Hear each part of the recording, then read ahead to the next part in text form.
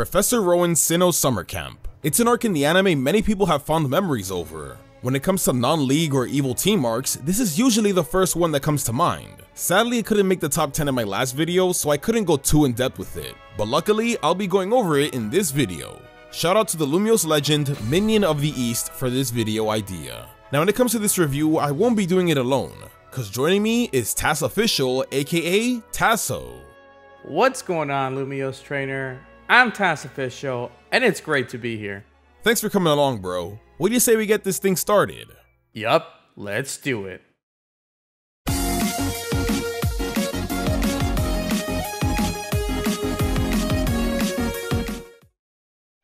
Episode 1. Camping it up. It's tournament arc time. Yeah, I know it's not. But man, did this episode feel like the start of one, and a good one at that. We start things off with a bang as we're introduced to familiar and new trainers that we'll get to know better throughout the summer camp arc. From the spunky and smart mouth rival Angie to the ever so entertaining Jesselinda, aka Jessie. And you can't forget the king of Sims himself, Conway. What I like from the start of this episode is how all these trainers are immediately paired up with a random Pokemon they draw from a box, which they are then tasked to form strong bonds with. Why? To battle against other campers in order to garner points for their team. That's right, not only is this arc all about the cast creating new memories at camp, but it's a competition between campers. I love the idea of how some trainers with their new Pokemon don't see eye to eye with each other immediately, which ends up giving us some hilarious moments, including some clever nods to certain dynamics. One being how Ash got paired up with a Raichu, which gave fans a hypothetical duo scenario had Pikachu ever evolved. You then got Dawn partnering up with the ever so expressive Grimer, who definitely had the energy of a Pokemon performer, which made me wish that she captured him as their chemistry was absolute perfection. We then got Brock tending to his new partner, Magneton, reminding us how knowledgeable he is with different types of Pokemon. And then the newly introduced trainer Angie trying to cater to her ever so ready to battle partner, Monferno, whose ego gets the best of him, leading to it to cause some absolute chaos in the classroom. And you can't have chaos without Ash Ketchum, as his personality clashes with Angie, who we later find out plans to take over her family's Pokemon daycare business. I'm a fan of how both trainers learn from one another's actions while trying to form a bond with their new Pokemon, even though they don't agree with each other at times, which happens a lot in this arc. Regardless, the rivalry gives us a fantastic Pokemon battle between the two that ends up being a draw. I couldn't be more pleased with the writers giving us a memorable episode with laughs all around. Episode 2. Up close and personable. Now without a doubt, this is the weakest episode in the arc. It wasn't very good. For today's task, the students have to study the water-type Pokemon in the lake and give a presentation at the end of the day. Because of this, almost half the episode is just the gang hanging around the water and trying to find out which Pokemon to study. Fascinating. While this is happening though, a mysterious light is luring Pokemon into a cave. Now that's ominous. Oh wait, it's just a Luminion. Yeah, that was underwhelming. Then Jessie gets involved, Jesselinda, but then she's taken out pretty easily.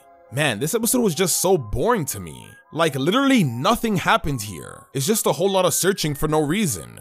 Why do I say no reason? Cause although the group gives a 10 out of 10 report on Luminion, they lose 4 points because they weren't allowed to leave the lake without adult supervision or whatever. Kind of a weird rule considering these 10-year-olds have been in far more dangerous situations. I mean, just wait till the next episode. Now, although the main plot of the episode was unenjoyable, there is one good thing about it. Conway. I found him so funny with all his creepy remarks and stalker attitude towards Dawn. The man is such a simp that he was even willing to write Dawn's report for her, even though he's from another team. Conway, never change, buddy. We love ya. But still, it's not enough to save the episode. It was pretty boring. Episode 3. Ghoul Days. Man, Zach, you really gave me the good episodes to review, huh? That's right. Not only does Ghoul Days make up for the previous episode's boring plot, but it does so in a surprising way where Pokemon reminds us that it can go dark whenever it wants to. For today's task, the campers are required to traverse through a forest in teams of 2 to retrieve a medal that lies in the summit ruins. The kicker? ghost Pokemon are lurking about.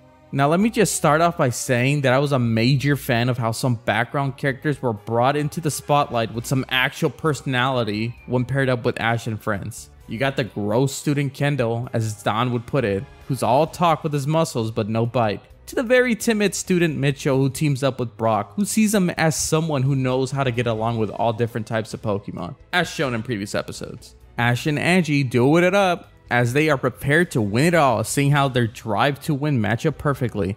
And apparently both are a fan of posing too.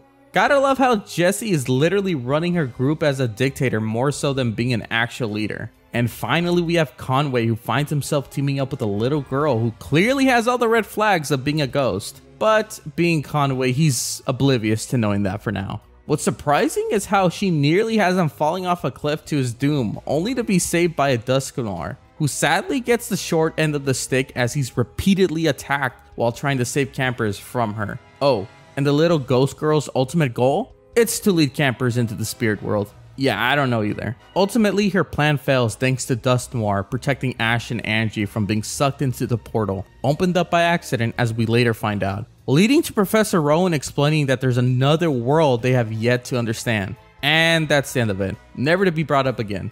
I'm disappointed too, trust me. Wish this wasn't a one-time plot device to complete the arc. Regardless, I'm pleased with the episode overall, showcasing us that Pokemon can give us some truly spooky episodes with personality sprinkled all over it. The final episode. One team, two team, red team, blue team. This is probably the episode everyone remembers the most when it comes to the summer camp arc, and with good reason. It's so much fun.